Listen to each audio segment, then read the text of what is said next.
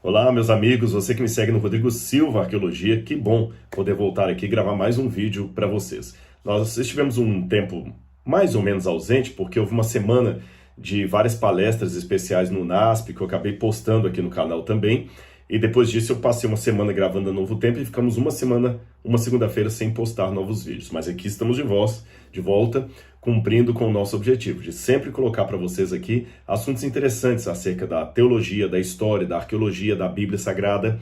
Se você não é inscrito no canal, então se inscreva. Ative o sininho de notificações e compartilhe com seus amigos o conteúdo se você gostar. E é claro, se gostar, deixe o seu like, tá bom? Hoje eu gostaria de falar com vocês um pouco sobre esse assunto do fim do mundo, porque toda vez que tem uma crise, a ideia do fim do mundo volta.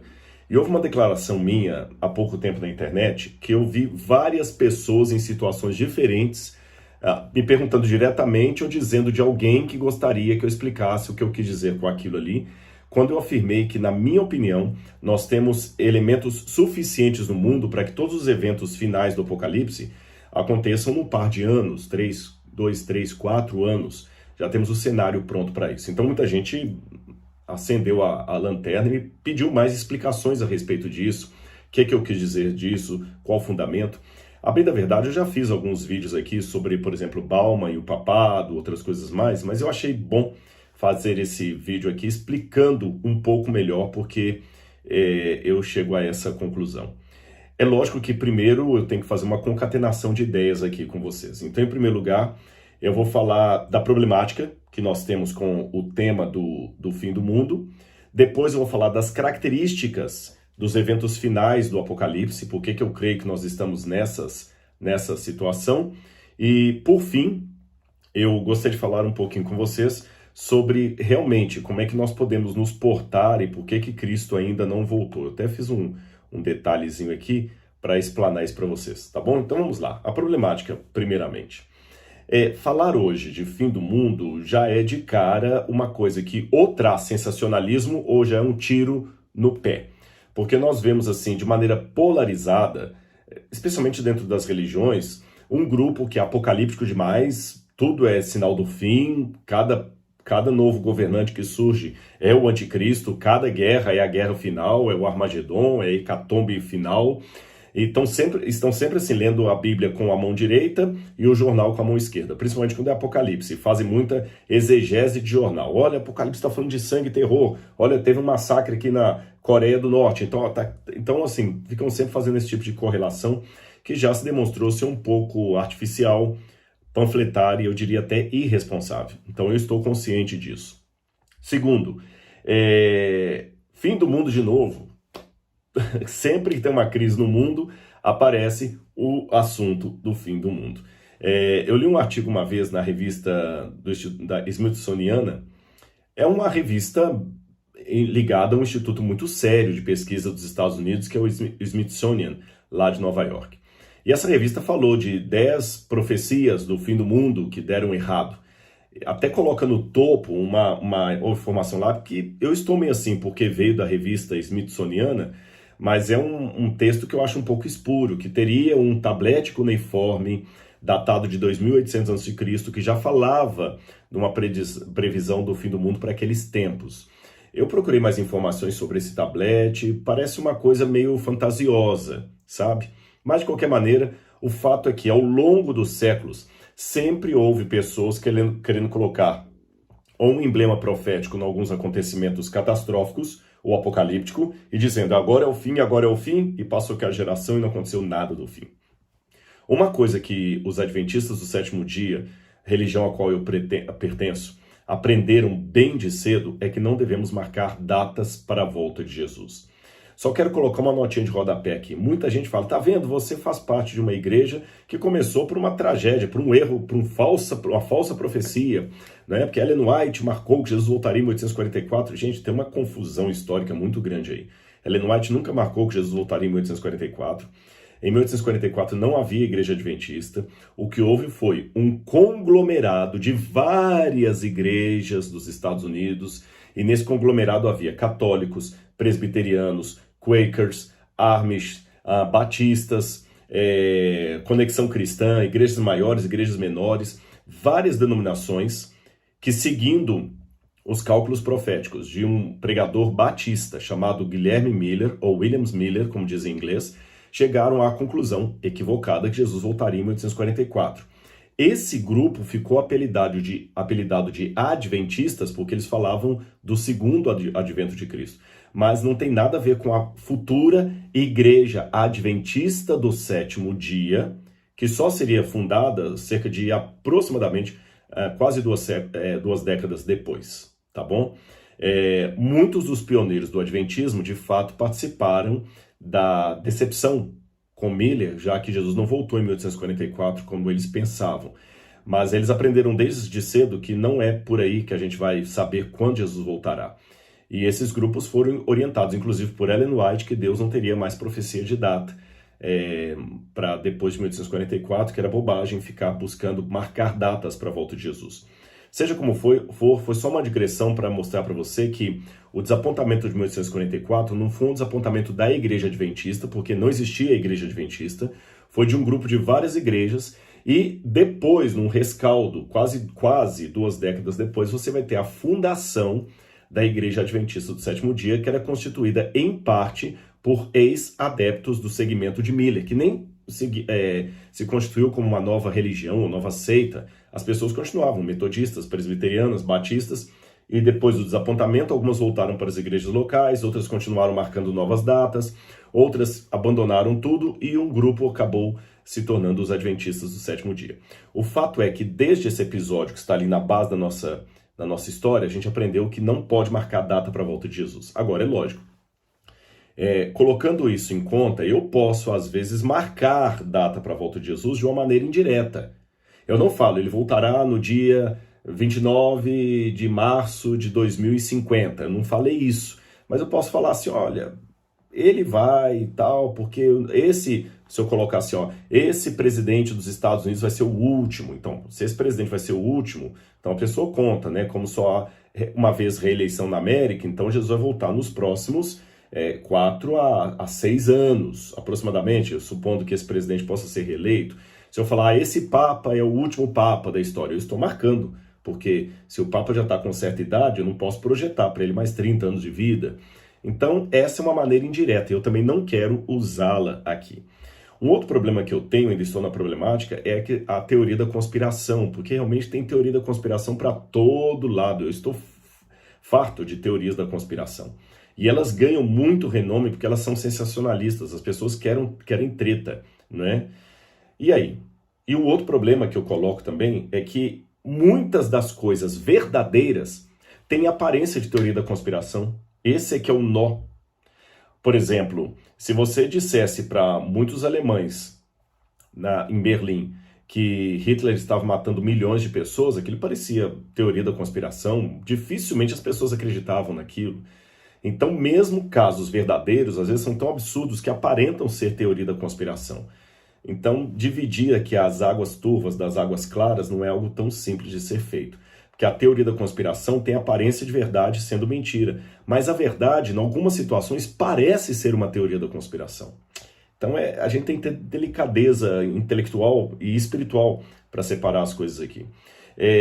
Outro detalhe também, e aqui eu acho que eu compro uma briga com algumas linhas calvinistas, mas eu espero que não fiquem chateados comigo. É aquela questão que eu acredito que Deus tem os seus planos estabelecidos, mas esses planos podem ser tardados. Eles podem ter um adiamento. E aqui fica aquele dilema de conciliar a soberania de Deus, a soberania divina, com a vontade humana, com o livre-arbítrio humano. Como é que a gente poderia falar sobre isso? É um dos dilemas aqui também. Se Deus já sabe a data da volta de Jesus desde o longo século, eu não posso falar assim, Jesus poderia voltar agora, porque, aliás, se ele falou no tempo dele que perto estaria a volta dele, por que 2000 anos se passaram? Então nós vamos estudar isso aqui, tá bom? Vamos começar por esse ponto aqui da tardança, ou aparente tardança da volta de Jesus. Porque a Bíblia fala que os acontecimentos do Senhor não admitem nem tardança nem adiantamento. Mas como é que funciona isso aí? Bom, Pedro, eu posso ler para vocês a epístola aqui de 2 Pedro, capítulo 3, versículo 9, só um pouquinho aqui, 2 Pedro, capítulo 3, versículo 9, Pedro fala bem claro assim, o Senhor não retarda a sua promessa, embora alguns a julguem demorada. Ou seja, o Senhor não está retardando a promessa dele, mas alguns julgam que ela está demorada. E do lado de cada eternidade parece que está demorando mesmo. Tá? Milênios que estamos aguardando a volta de Jesus e nada acontece. E de mais a mais, eu tenho que admitir que guerra sempre houve no mundo. Fome sempre houve no mundo. Terremoto sempre houve no mundo. Há terremotos no dia do rei Uzias. A Bíblia fala de um terremoto no dia do rei Uzias. Fala de um terremoto por ocasião da morte de Jesus. Fala de terremoto lá durante o ministério de Elias. Então como é que eu posso agora pegar terremotos e falar terremoto é sinal seguro do fim? Guerra. Poxa, guerra tem desde que o mundo é mundo. Fome igualmente. Como é que eu posso pegar fome e falar o mundo está chegando ao fim, temos fome, temos terremoto? Aliás, o próprio Jesus falou, quando ouvirem falar de guerras e rumores de guerras, terremotos, nação contra nação, reino contra reino, fomes em várias partes do mundo, não se assustem, ainda não é o fim. Depois você checa lá em Mateus capítulo 24. Depois ele fala, se levantará nação contra nação, reino contra reino, mas isso é apenas o início das dores. Então, eu não vou pegar então a ideia dos terremotos, guerras hoje para falar que é o fim. Aliás, eu tenho até um outro problema, eu já citei isso num vídeo anterior. Esse aqui é um livro que eu tenho, 12 grandes signais da volta de Jesus, escrito nos anos 1930. Ele fala, por exemplo, como sinais de que Jesus em breve voltaria, ele mostra que o rápido... Opa, tá caindo, esse livro é muito antigo. O rápido do século XX, ele mostra uma locomotiva, o Zeppelin, coisas que hoje são completamente ultrapassadas. Então, quão próximo é o próximo da volta de Jesus? Bom, vamos começar então aqui falando dessa questão da tardança.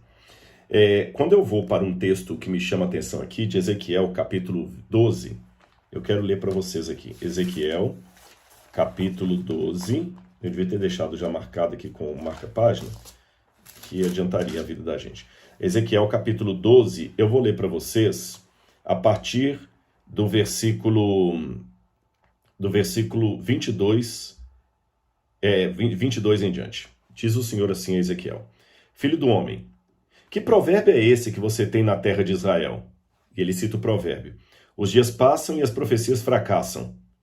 Portanto, diga-lhes, assim diz o Senhor Deus, darei um basta nesse provérbio, ele não será mais usado em Israel. E diga-lhes, os dias vêm vindo e as profecias vão se cumprindo, porque não haverá mais nenhuma profecia falsa, nem adivinhação lisonjeira no meio do povo de Israel.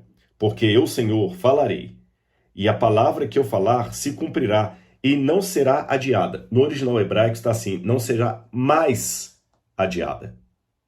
Olha, não será mais adiada, a expressão até para adiada ali em hebraico é a expressão estendida.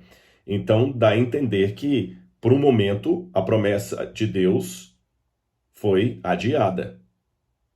Porque eu falo assim, não será mais adiada. Se eu falar com vocês assim, gente, eu prometo a vocês que eu não vou mais me atrasar, é diferente de eu falar, eu prometo que eu não vou atrasar. Se eu falar, eu prometo que eu não vou atrasar, é que eu vou chegar no tempo marcado. Se eu prometo, eu não vou mais atrasar, significa que houve atrasos e que agora não haverá mais. É isso que Deus está falando. A promessa não será mais adiada, ou atrasada, ou estendida, como você pode ler no hebraico. Pena que na tradução, eles tiraram o mas aqui, né, a conjunção mas no hebraico ela está. Porque falarei a palavra e a cumprirei, diz o Senhor, enquanto vocês, que são casa rebelde, ainda estiverem vivos. Essa promessa que Deus está falando aqui é a promessa do castigo que viria sobre Israel. Que Ezequiel falou, olha, vai vir o castigo sobre Israel. E passava o tempo, vinha o tempo, não vinha o castigo, aí o povo começou a falar assim, que profecia é essa que não se cumpre? E aí vinham falsos profetas e começavam a convencer o povo que a profecia é para tempos muito distantes, que eles podiam ficar tranquilos. Aí Deus vem a Ezequiel e fala assim, olha, fala com eles que eu não vou mais tardar a minha promessa, que eu não vou adiá-la mais. Na geração de vocês vão ver isso aqui cumprido. O que eu aprendo dessas palavras? Embora aqui a promessa de Deus é do castigo. Deus pode adiar a sentença de castigo dele por misericórdia do povo. Só que o povo às vezes não entende isso. Deus estava retardando o castigo aqui para que o povo se arrependesse. Aliás, é o que 2 Pedro capítulo 3 vai dizer: o Senhor não retarda a sua palavra apenas de maneira caprichosa, como muitos a tomam por demorada. Pelo contrário, ele quer que todos se arrependam, por isso que ele demora, ele estica o prazo o máximo que ele pode. Agora, isso aqui não significa, letra A, que Deus está, como eu vejo alguns explicando, Deus é misericordioso, porque se ele tivesse voltado em 1962, por exemplo, eu não teria nascido, eu, Rodrigo, então eu não teria sido salvo. Então ele voltou depois que eu nasci para me dar a oportunidade de salvar. Eu não gosto dessa explicação, para mim ela é um pouco um saco sem fundo, porque os meus filhos não existem ainda, então Deus também não pode voltar hoje porque meus filhos não nasceram ainda. E quando meus filhos nascerem, Deus também não poderá voltar porque meus netos não nasceram, não tiveram oportunidade de serem salvos. Eu acho que não é por aí. Tanto em Pedro como em Ezequiel, quando Deus fala, eu não cumpri ainda por misericórdia de vocês, é para que o povo dele tome uma atitude. O povo dele tome uma atitude. Senão, quando o juízo vier, ele vai pegar tanto do lado do ímpio como do povo de Deus, aqueles que estão como o joio ali no meio. Entenderam? Agora, chega um momento em que a taça da cólera de Deus, citando as palavras do Apocalipse, chegam a cume. Aí Deus não tem mais como tolerar. Aí ele cumpre. Agora, você quer exemplos bíblicos de que a libertação de Deus poderia ter vindo de uma outra forma antes do tempo? Eu vou dar para você exemplos bíblicos. Eu posso citar Adão e Eva. Qual que foi a promessa de Deus? Adão e Eva, sejam abençoados, fecundos, cresçam e multipliquem e encham a terra. Ponto. Isso deveria acontecer em pouco tempo. Só que aí veio um problema que retardou a promessa de Deus em que os descendentes de Adão encheriam a terra. Qual foi o problema? Eles comeram do fruto proibido.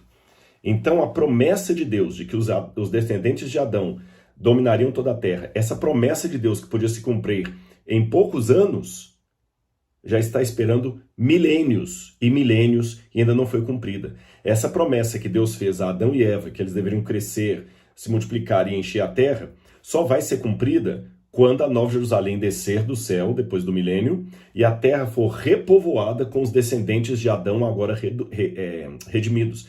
Mas entre a promessa que Deus fez para Adão e esse elemento aqui, eu tenho quase 6.000 anos de hiato. Viu? A promessa de Deus foi retardada no seu cumprimento. Outro exemplo que eu podia dar é os hebreus saindo do Egito. Toda a profecia estava indicando que eles deveriam sair do Egito naquela época. Se você perguntasse, e aí você vai compreender um pouquinho mais a resposta que eu dei quando eu falei que eu acho que estamos vivendo os últimos dias da história desse mundo. Se você perguntasse a um hebreu sincero a Deus, ali, nos dias imediatos, nos dias anteriores à saída do Egito, se você perguntasse para ele assim, você acha que a nossa libertação está longe? Ele falaria para você assim, não, nossa libertação está mais perto do que nunca. E você perguntaria, mas por que você acha que a libertação está próxima? Olha os sinais que Deus nos deu. As pragas que Moisés está trazendo sobre o Egito. Faraó está desesperado.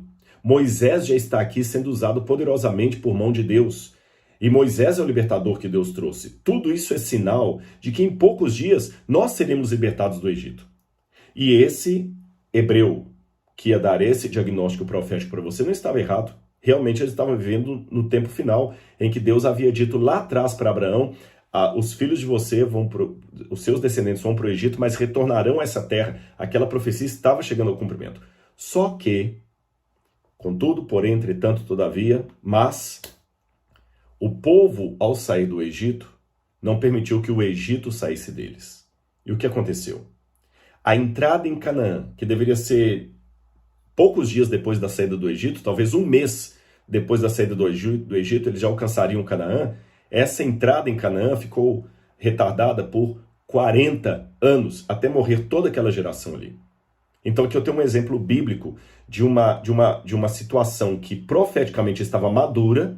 Deus estava pronto para cumprir de maneira cabal a promessa dele ao povo, mas como o povo não estava espiritualmente pronto, Deus retardou a promessa para 40 anos depois. Olha bem, eu tenho no Egito uma situação escatológica, se eu posso dizer. As profecias que Deus havia falado da libertação do povo hebreu do Egito, que ele tinha prometido desde a época de Abraão, se cumpriram. Chegou o tempo do cumprimento das profecias. Eles estavam vivendo o tempo do fim. Só que por causa da impenitência espiritual deles, eles demoraram 40 anos para entrar na terra prometida. e entraram numa terra prometida numa situação política muito pior do que teriam entrado se fosse 40 anos antes. Então esse ato dos 40 anos aqui mostra que mesmo com as profecias todas cumpridas, Deus ainda pode retardar o cumprimento da promessa dele por misericórdia do povo, para dar tempo do povo se arrepender e ao mesmo tempo em consequência do que o povo faz. E se alguém me pergunta como você concilia isso com a soberania de Deus, Rodrigo? Sim, eu concilio da seguinte maneira. Imagine um pai que fala assim, olha, vamos sair todos de férias, tá bom? Todos os adolescentes, todo mundo todos de férias, o pai e a mãe, tá tudo pronto ali. E pela minha previsão aqui, nós agora, se nós saímos daqui a meia hora, nós não vamos pegar trânsito, vamos pegar uma estrada mais limpa e vamos chegar ao tempo do almoço no hotel. Beleza. Só que imagina que ele e a mãe já arrumaram as coisas, mas os filhos adolescentes ficam enrolando. Ficam dormindo até tarde, deixam para arrumar a mala na última hora, não quer ajudar o pai a colocar a coisa lá no carro. Aí eles saem com 2 horas de atraso do que o pai tinha falado. Aí pega um engarrafamento terrível. Para piorar, chove na estrada. Eu imagino lá pelas 3 ou 4 horas da tarde, a filha reclamando, pô pai, mas que saco ficar aqui nesse carro debaixo de chuva, a gente podia estar no hotel há muito tempo. Falou, podia mesmo. E por que a gente não está? Por culpa de vocês. Se tivéssemos saído de casa no momento em que eu falei, nós estaríamos no hotel na hora do almoço. Mas como vocês reclamaram demais e demoraram demais para se arrumar, nós saímos atrasados e agora temos que esperar aqui calmamente nesse trânsito até que os carros diminuam o fluxo e a gente consiga chegar no hotel, com sorte, à noitinha. Se nós tivéssemos desde o início seguido os planos de Deus, nós já poderíamos estar no Nova Jerusalém. De uma maneira ou de outra, aquela família chegou ao hotel, porque os pais eram soberanos, eles marcaram a viagem. Deus também é soberano, ele já marcou o destino final dos filhos dele. Nós vamos chegar a Nova Jerusalém, mas poderia ter sido muito antes do que está acontecendo. E sendo assim, com base em que, Rodrigo, você acha que nós estamos vivendo os tempos finais? Bom, eu vou ilustrar essa ideia minha dos tempos finais, primeiro colocando as ressalvas que eu já apresentei, que eu não gosto de teoria da conspiração, que eu reconheço que guerra, terremoto não é um sinal seguro do fim, e também deixando claro para vocês que estou consciente de que esse quadro que eu estou apresentando aqui, é isso aqui que você tem que entender, é o mesmo formato profético do povo hebreu no Egito, dias antes do Êxodo, dias antes da Páscoa judaica, tá bom? Ou seja, as profecias estão realmente marcando que esse é o tempo de Moisés nos tirar daqui do Egito das mãos de Faraó. Mas se o Egito não sair de nós, pode ser que daqui a 80 anos, 100 anos, alguém esteja fazendo alusão às minhas palavras e falando, naquela época, Rodrigo acreditava que Jesus poderia voltar naquele tempo. E não é que eu estou errado. Assim como eu acho que esse autor também não está necessariamente errado. Talvez Jesus poderia voltar nessa época aqui. E não voltou pela negligência do povo. Quer mais um exemplo bíblico? Quando Deus falou que o povo hebreu ficaria 70 anos cativos na Babilônia, 70 anos os judeus, depois que terminou os 70 anos, já era para vir a libertação. E a libertação seria messiânica. Mas como o povo no cativeiro não aprendeu totalmente as lições que precisavam aprender, Deus falou com Daniel assim, calma Daniel, eu vou dar mais 490 anos proféticos aí para o pessoal poder se arrepender, tá bom? O Messias vai vir, mas vai ser daqui a tempos muito distantes, não vai ser agora. E de fato, o Messias demorou muitos séculos ainda para vir. Se ele poderia talvez vir logo depois, talvez o próprio Messias poderia ser aquele que viria para libertar o povo da Babilônia. Mas o nascimento dele teve que ser retardado mais para frente porque o povo não estava preparado. Por isso que Deus deu a profecia das 70 semanas ou 490 anos literais para Daniel.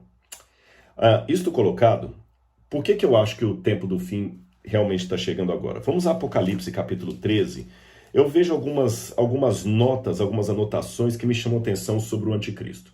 Em primeiro lugar, o anticristo, ele já existia desde os tempos apostólicos, mas eu estou falando da atuação do anticristo no último tempo. É esse que eu estou falando, essa atuação da besta do Apocalipse no último tempo, tá bom?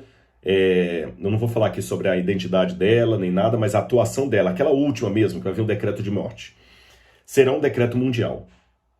Por quê? Porque fala que toda a terra seguiu, foi dada a autoridade sobre cada tribo, nação, língua, sobre os que habitam sobre a terra. Ninguém podia comprar nem vender de todos os habitantes da terra. Ou seja, quando você lê Apocalipse 13 e Apocalipse 17, você vê um domínio de proporções realmente mundiais. Não tem como isso aqui ser localizado. A questão aqui é mundial. Esse é o primeiro ponto. Segundo ponto, é um governo populista, ele não é um ditador. Não pode ser um Saddam Hussein da vida ou um Mao Tse-tung. Por quê? Porque diz aqui, olha, Apocalipse 13, versículo 3. E toda a terra se maravilhou seguindo a besta e adoraram o dragão porque tem autoridade sobre a besta, deu a sua autoridade à besta. Então é um governo que vai trazer uma solução para os problemas da humanidade, ainda que temporária. Ele tem uma dimensão até espiritual, porque o próprio dragão, que é o diabo, dá o seu poder a ele. Outro detalhe, ele vai mexer na liberdade das pessoas e na economia mundial. Porque diz que ninguém vai poder comprar ou vender, senão quem tem a marca do seu nome ou o número do seu nome. Então, ótimo. Outra coisa que eu aprendo, as pessoas não vão aderir ao anticristo pelas mesmas razões. Diz que só vai poder comprar e vender, Apocalipse 13, versículo 17, aquele que tem o nome, a marca ou o nome. A palavra ou, a conjunção alternativa, não aparece nas traduções, mas no grego você tem em alguns manuscritos bíblicos, o Códex Alexandrino, por exemplo, o Códex Sinaítico, fala o seguinte: não poderá comprar nem vender, senão aquele que tem a marca ou o nome. Quer dizer, você tem que ter uma coisa ou outra. E o que seria, em essência, essa marca da besta? Que é colocada por frontal entre os olhos e também na mão.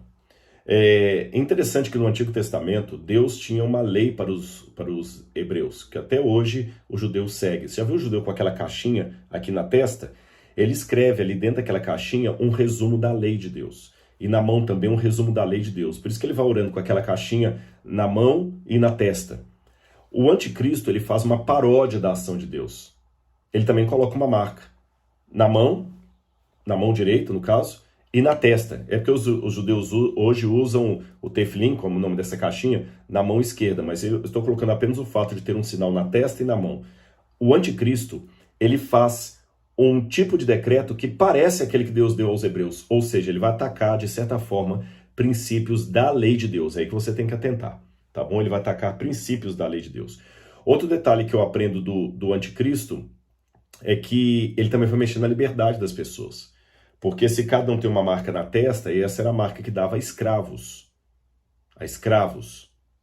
Bom, em toda a história da humanidade, eu nunca vi fenômenos totalmente mundiais. Por exemplo, a gente fala que Roma foi um império mundial, mas Roma não dominou a China, nem a Índia. Roma não foi um império mundial, literalmente falando. A Grécia também, Alexandre o Grande conquistou muitas terras, mas não foi um império mundial, literalmente falando. Alexandre o Grande também não foi um império mundial. A besta tem que ser um império mundial. Outro detalhe que eu sei porque tem que ser mundial, porque Jesus compara o governo desse anticristo a uma época semelhante ao dilúvio, em que todos casavam e davam-se em casamento, até o dia em que veio o dilúvio e os levou a todos. Na época ali de Noé, aquele povo era a população mundial. Então esse governo tem que ser mundial. Até a Primeira e Segunda Guerra Mundial não foi de fato mundial.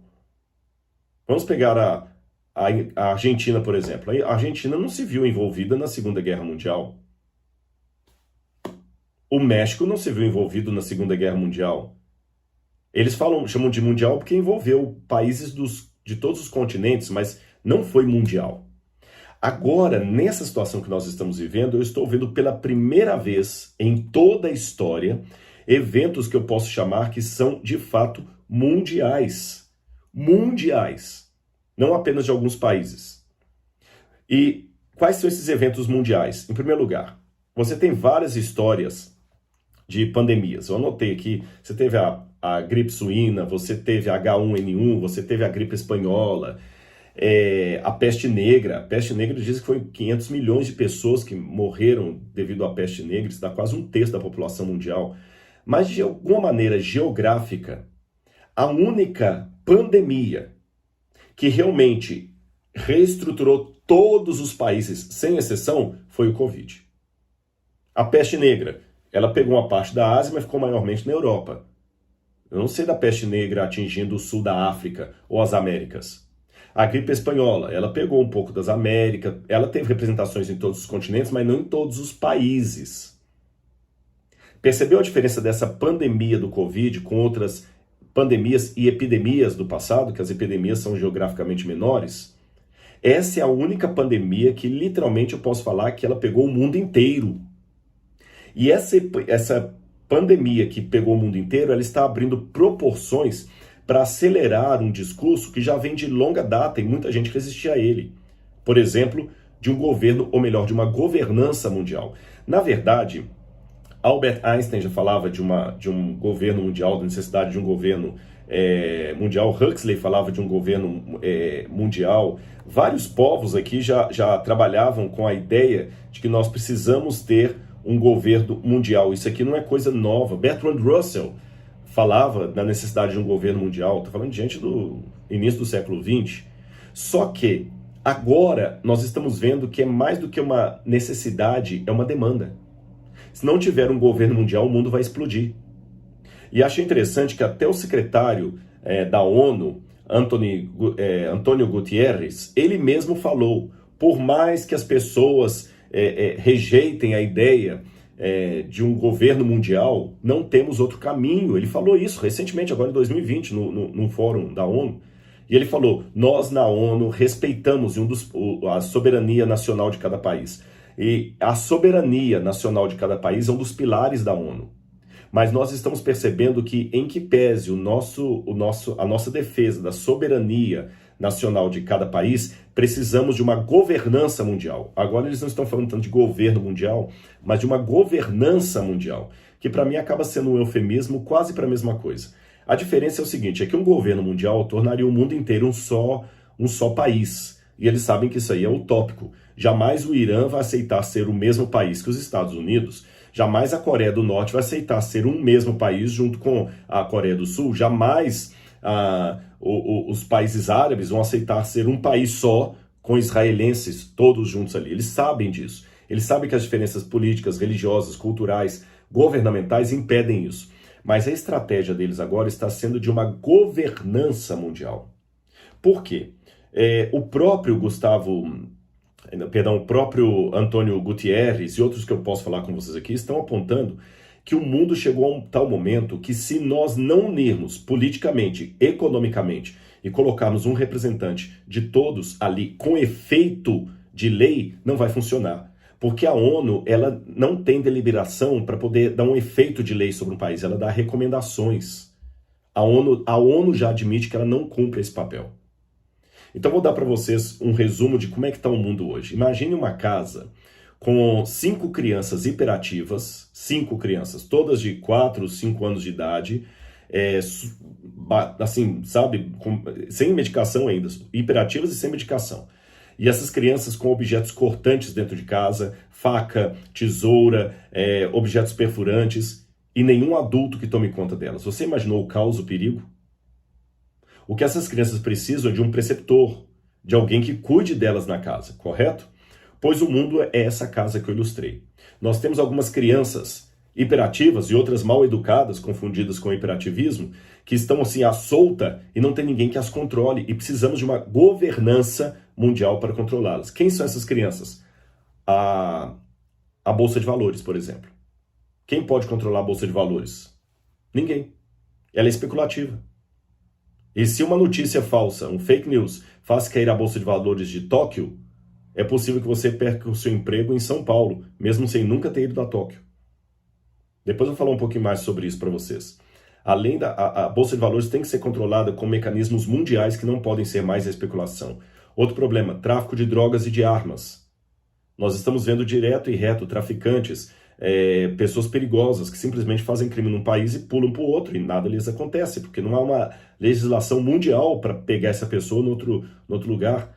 Agora, recentemente, um mafioso perigoso da Itália foi descoberto no Brasil, mas se o Brasil não quiser soltar, não solta. Não libera, não vai fazer a extradição do sujeito, é muito complicado. Outro problema, a questão ecológica. Por mais que eu, como brasileiro, diga a Amazônia é nossa, Eu tenho que, como cidadão do mundo, admitir que se eu não controlar a queima da Amazônia, o mundo inteiro vai perecer. Se os Estados Unidos não controlarem a emissão de gases poluentes, o mundo inteiro vai apanhar. Então, na verdade, ninguém pode falar assim, o país é meu, não tem nada a ver com isso. Quem controla isso é outra criança solta. A internet, gente. Quem controla a internet? Eu posso colocar da internet um cachorro dando gargalhada ou uma receita de como preparar uma bomba caseira que está sendo vista por adolescentes do mundo inteiro. E não adianta o YouTube colocar censura, ou o Instagram, ou o Google, porque vaza. Você sabe da Deep Web que está aí. Quem controla a Deep Web? Quem controla isso sem contar os terroristas que podem colocar vírus de computador na rede e apagar tudo. O mundo está realmente numa situação de muito perigo. Vocês não têm noção. Isso aqui não é teoria da conspiração, isso aqui é sério. O mundo está numa iminência de risco muito grande. Olha, para vocês terem uma noção, vamos falar da questão ecológica. Se Jesus não voltar, ele não vai ter mundo para pegar daqui a pouco. Isso nunca houve na história da humanidade, isso é agora. O primeiro tratado sobre poluição que saiu foi nos anos 1930 por Rachel Carson, que escreveu A Primavera Dourada. Antes de Rachel Carson, você não tinha nenhum governo do mundo falando sobre poluição. E hoje, a poluição, o problema nuclear, nós ainda não estamos isentos de uma guerra nuclear. É tudo muito perigoso. E você sabe daquele relógio que foi colocado lá na Times Square, lá em Nova York, na Union Square, na Union Square, lá em Nova York, que é o relógio do fim do mundo. Esse relógio foi projetado por vários cientistas que estão fazendo um alerta. E olha que interessante, eu li recentemente que esse relógio deixou de mostrar as horas na contagem normal, porque antes ele eram ponteiros, e passou a informar o tempo restante que o mundo tem para agir contra a crise climática.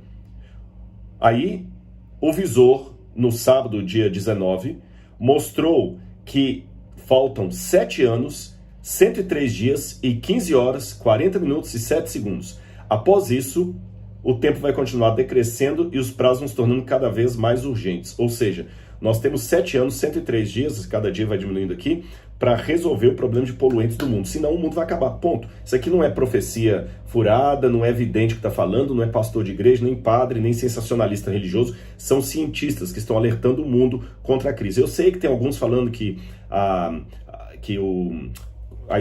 estufa global, que isso é mito, que não tem nenhum problema, isso é mentira, mas há muitos cientistas sérios falando, gente, o mundo não vai aguentar, a poluição está aí. Então nem precisa ler a Bíblia, se olhar só registros de artigos indexados de cientistas sérios, eu sei que o mundo não vai se estender por mais 30, 40, 50 anos, isso é óbvio, eu não preciso de uma linha profética para afirmar isso, a menos que alguma coisa aconteça. Nesse meio tempo, falar de 20 anos para o mundo é dar ainda uma folga muito grande, porque o próprio relógio do Apocalipse aqui, colocado lá em Nova York, fala de 7 anos. Sobre a questão econômica. Eu até com os livros aqui que vocês podem ler, hoje tudo é muito fácil, você pode comprar isso pelo Amazon e pode ler isso aqui pelo e-book. Você tem aqui o Grande Reset, esse aqui é de Richard Florida. Esse camarada aqui é um dos gênios atuais sobre a questão de economia mundial. E 2 livros que eu recomendo para vocês é o Grande Reset, acho que não estão em português, e o outro, Covid-19 e o Grand Reset. Esse aqui é melhor porque ele foi escrito por Klaus Schwab e Thierry Marellet. Esse Klaus Schwab, tá aqui, olha, e Thierry Marellet. O Klaus Schwab foi o fundador do Fórum Econômico Mundial nos anos 1970. E ele fez parceria com esse outro francês aqui, o Thierry, e publicaram O que será o mundo. E eles notam o seguinte, esse livro tem muita coisa parecida também com o livro de Richard Florida. Ele diz o seguinte, o mundo hoje precisa ter um reset da economia. A gente sabe resetar a máquina, quando você bate Ctrl Alt Del e reseta a máquina para começar tudo de novo? Só que o grande impasse que eles estavam vendo é o seguinte, como é que você vai mudar a economia mundial? Porque a economia atrelada a papel moeda, ela não funciona mais. Ela não funciona mais, não dá conta. Porque mais cedo ou mais tarde, mesmo os países ricos têm que emitir novas cédulas, e aí vai desvalorizando o dinheiro. O dinheiro não pode mais estar atrelado a tesouro nacional como no passado. Por isso que fala-se hoje em criptomoedas. Hoje o governo não consegue mais, nem os melhores governos, controlar a questão dos impostos. Há muita sonegação. Então como é que você faz para controlar tudo isso aí. Sem contar que você tem uma população mundial crescendo cada vez mais e a maior parte do PIB do mundo está na mão de 2.000 e poucas famílias. Quase 70% do PIB mundial está na mão de 2.000 e poucas famílias. Não se sustenta. Quando eles querem corrigir isso, não é porque ninguém quer bonzinho, ninguém é Madre Teresa de Calcutá. Esses economistas, eles estão querendo fazer com que a economia não exploda e sobre para eles mesmos. Você está entendendo? E eles estão dizendo que o Covid foi a oportunidade que eles precisavam para o reset. Porque o Covid fez com que o PIB de muitos países ricos caíssem. Muitos países, eu estou com a lista ali, todos os países ricos tiveram queda no PIB.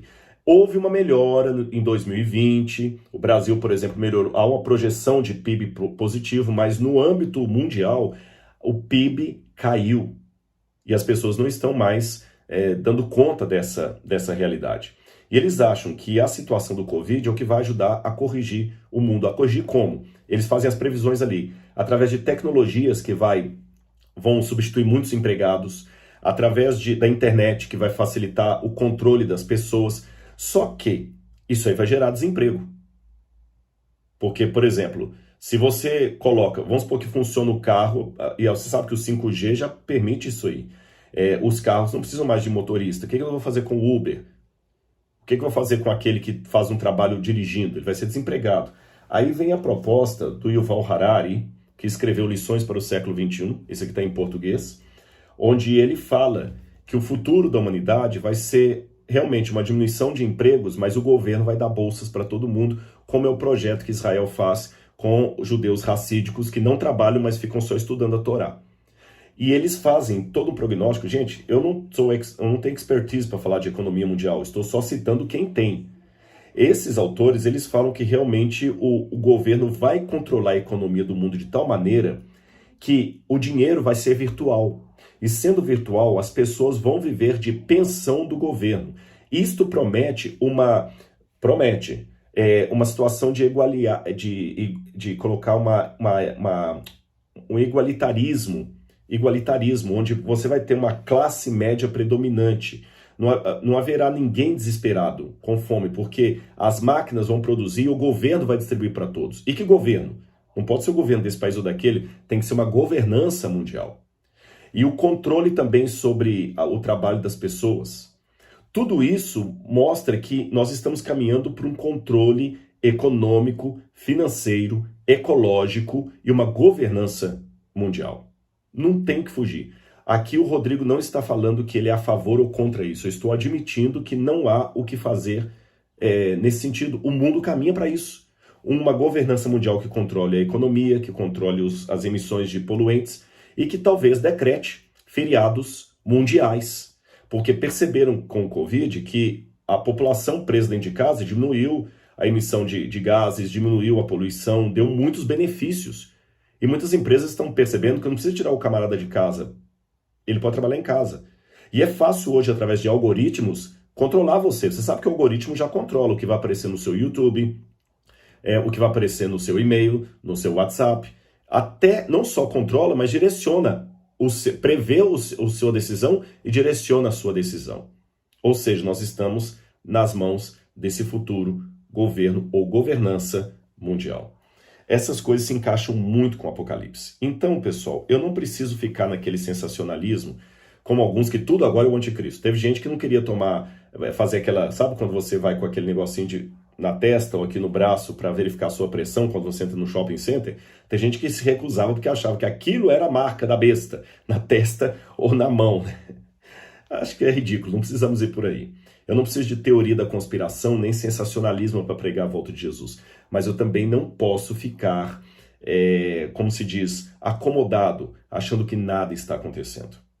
Ou seja, não sou eu, são autores seculares, como os que eu citei aqui, que estão apresentando um quadro de mundo futuro para os próximos anos muito semelhante àquele quadro que a Bíblia apresenta que será o governo último do anticristo. Minha sugestão final para você. Em primeiro lugar, analise os sinais dos tempos. Com cautela, oração e estudo da palavra de Deus. Segundo, evite por um lado o extremo do sensacionalismo, das teorias da conspiração, mas por outro lado também o extremo do comodismo, de achar que o Senhor nunca voltará, que nada demais está acontecendo. Terceiro, perceba que agora nós estamos vendo coisas que sempre ocorreram ao longo do mundo, governos tentando dominar o povo, leis tirando a liberdade, organizando, mas pela primeira vez na história estamos vendo isso em escala literalmente mundial. Não é Roma tentando aumentar o poder dela, não é a China tentando, na época de Mao Tse Tung, implantar ali a revolução cultural. Não, estou falando de um movimento realmente mundial. Quarto, o que eu devo ou não devo fazer? Devo tomar vacina ou não devo tomar vacina? Eu acho que é o seguinte, a dica o próprio Apocalipse dá. Enquanto esse governo mundial estiver fazendo coisas que não são contra a Bíblia, o meu papel como bom cidadão é obedecer. Foi o que Pedro falou. Nós devemos honrar as autoridades constituídas. Se essa governança mundial se instalar amanhã, eu não vou ser desesperado desobedecendo em tudo, não. Enquanto eles não fizerem ou ordenarem nada que afete a minha fé, eu vou ser um bom cidadão. Mas preste atenção, a partir do momento que essa governança mundial começar a apresentar algum decreto que vá contra alguns dos mandamentos que estão no decálogo, aí eu vou te chamar a atenção, meu amigo, abra o olho. Aí é a hora de fazermos aquela desobediência civil consciente, tá bom? Não queimando pneu em público, pegando em armas e lutando contra o governo, mas quem sabe aceitando a perseguição que se abaterá sobre o verdadeiro povo de Deus nos últimos tempos. E por fim, como eu falei, nós estamos realmente, comparando ao Egito, na iminência de sair desse mundo. Todas as profecias estão indicando.